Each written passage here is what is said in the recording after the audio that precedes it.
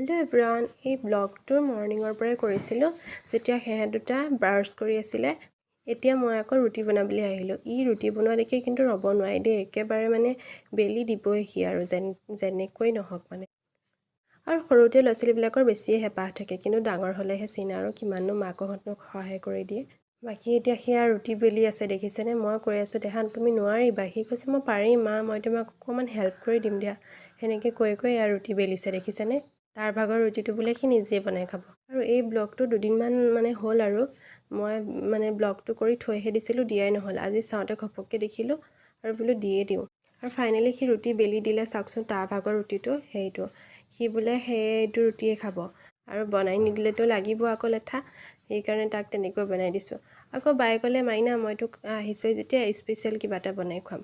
কি বনাইছ বুলি ঢাকোনখন খুলি চাইছোঁ, ইচ ৰাম কিমান ধুনীয়া গোন্ধ, ইমান ধুনীয়া গোন্ধাই আছে মানে থাকিব পৰা নাই। তাৰপিছত চালোঁ বা এইটো কি বনিছে বাৰু।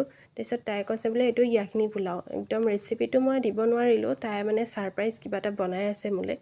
তাৰপিছত আহি দেখোঁতেহে গম পাইছোঁ, খাবলৈ যে ইমানেই টেষ্টি হৈছে নহয়, আপোনালোকে এবাৰ ট্ৰাই কৰি চাব। আৰু এইখন ফাইনেলি আমাৰ ডিছ। ইয়াত আছে এফালে মটন, এফালে চিকেন, আৰু এইটো চাটনিটো একদম নক'ব আৰু পদুনাৰ আৰু তেতেলীৰ লগত চাটনি। খাই কিন্তু বহুত ভাল লাগিল। আজিলৈ ইমানেই, বাই।